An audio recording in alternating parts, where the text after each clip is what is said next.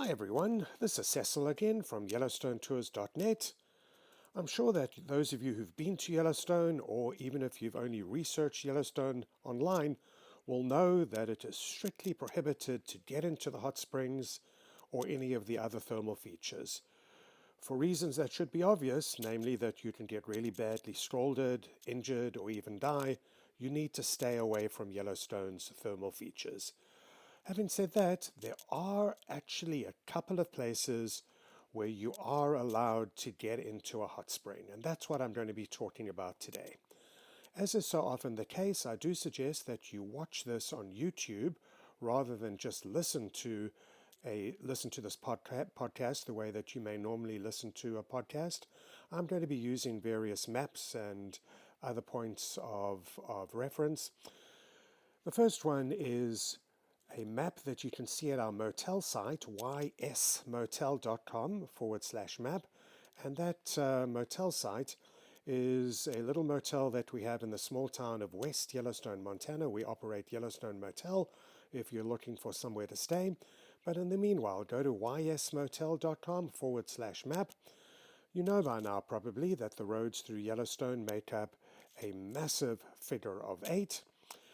But there's also quite a bit of Yellowstone that is outside the figure of 8. And the first thermal feature that I want to look at is way outside the massive figure of 8. Right at the bottom here, in the southwest corner of Yellowstone. This is the figure of 8 up over here. You can see it. I'm tracing it out now. But way down here at the bottom is something called the Bettler Ranger Station. To access the Bettler Ranger Station, you can't enter from one of the regular entrances to Yellowstone. You generally would come in from the small town of Ashton, which is in southeast Idaho, and take a dirt road into Bettler. Well, there is a trail. It's called the Continental Divide Trail that runs between Bettler and this area over here, which is Old Faithful. And in between about 14 or 15 miles to the north of the Bettler Ranger Station is an area called Mr. Bubbles.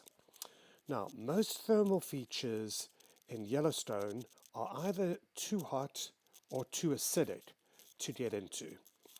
But at this place called Mr. Bubbles, and isn't that such a great name, at Mr. Bubbles there are two alkaline thermal features which mix with the cold water of the Ferris Fork River, and they form an area where you can get into a hot spring. You have to be careful if you do go there. Now, most people who are watching this will never get anywhere near Mr. Bubbles because that 15-mile hike is a serious hike. Not only is it a serious hike, but you will get attacked by mosquitoes and other bugs, the likes of which you've never seen before. Anyway, but Mr. Bubbles is a really cool spot. You'll just have to take it from me. Now, there is another place which is actually within Yellowstone, which is a lot more accessible. And if we take a look at our map of Yellowstone, which you can see again at ysmotel.com/map, at the top left corner, at the northwest corner, you'll see a road that leads between Mammoth Hot Springs and the north entrance to Yellowstone. The north entrance is just to the south of the small town of Gardner, Montana. And you'll notice that there's a river that runs alongside the road. That road is the Gardner River. And there actually is somewhere there where you're allowed to get into the remnants of a hot spring.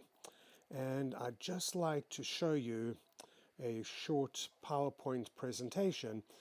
This is it. This is called the Boiling River, and I shot this when was it? Early fall, I think it was. And you can see people on the side here in little swimming holes that have been constructed. And it is such an awesome place to go.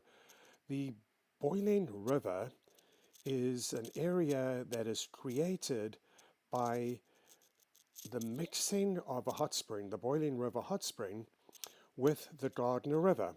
And it's really cool because the Gardner River is so cold and the Boiling River hot spring, as you may imagine, is pretty darn hot. Let me take another look at that with you. Once again, we're traveling from Mammoth Hot Springs towards the north entrance of Yellowstone, or the other way around. And as we come down this way, I'm traveling with Mammoth Hot Springs behind me, and I'm heading up to the north entrance. And if we take a look to the right there, this little parking lot is the parking lot for the Boiling River. Now, many of you who have seen many of my virtual Yellowstone tours or podcasts know that we do have virtual Yellowstone tours of every single road in Yellowstone. And here I am coming down from Mammoth. That is the Gardner River over there. Over here is the trail to the Boiling River. So I've just gone past the area where the Boiling River is on my right as I drop down again from Mammoth behind me, heading up to Gardner. Now I'm about to come to that little parking lot that I mentioned to you, that little road off to my right now, which unfortunately is closed at the moment, but that road which I've just gone past is where the parking lot is to the or for the Boiling River. So if we have a look at it again here on Street View of Google Maps, once again, Mammoth Hot Springs is behind me. We're going towards Gardner. And as I advance, you can see the parking lot is over there. And then the trail runs over here, up and over the hill towards where the Boiling River is. It's just about where you cross from the state of Montana, which is where my arrow is now, into the state of Wyoming. Now, the Boiling River is not always open, so please check that out before you get to Yellowstone so that you're not disappointed. Obviously, during COVID, it is closed, but it also only opens after the strong snow melts from the spring have disappeared. In other words, once the river is no longer flowing as fast as it does in the spring. So it'll open in early July, and that is conditions permitting, of course. And then, funnily enough, it is actually open during the winters as well.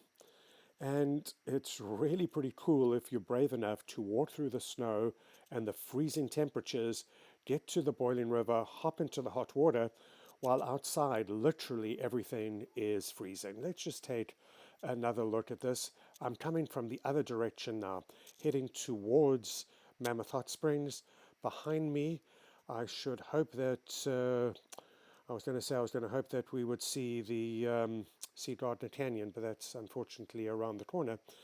But heading south as we are now, we'll cross over the Gardner River, and you can see just ahead of us where that car is coming out. That's where the turnoff is to the Boiling River again. It is an awesome place to hang out. There are a few rules that you do need to be aware of. For our European visitors, nudity is not permitted. You will see signs to that effect.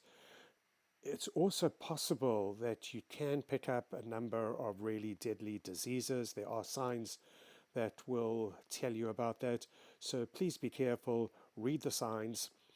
So Mr. Bubbles is one place where you can soak in the remnants of a hot spring. The Boiling River is another one.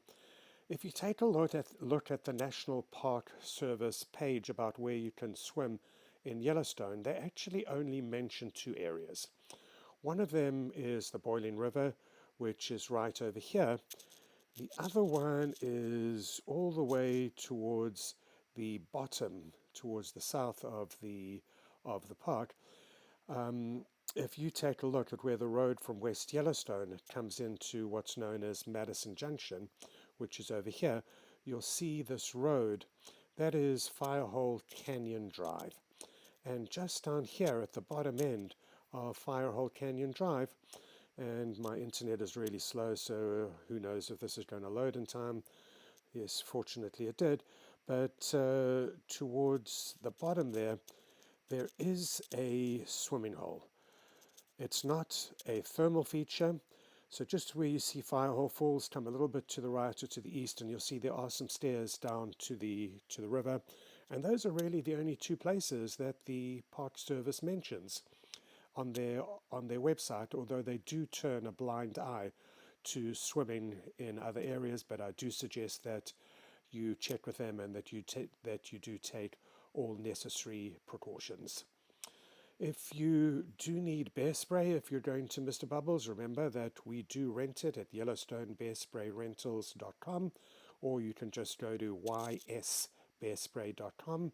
That's ysbearspray.com. We have so many other Yellowstone podcasts and virtual Yellowstone tours. If you just search for our YouTube channel, just go search for Yellowstone Tours, it'll bring us up. We have hundreds and hundreds of podcasts and virtual Yellowstone tours of all of Yellowstone's roads, most of Yellowstone's thermal areas, all of Yellowstone's major geysers, all of the major geyser basins, and so much more. If you're looking for a motel to stay at in the Yellowstone area, please check out our motel at ysmotel.com. If you're looking for a Yellowstone tour, we operate more Yellowstone tours literally than anybody else in the world. Please go to yellowstonetours.net. That's yellowstonetours.net. Otherwise, thank you for joining me on this Yellowstone podcast, and catch you next time.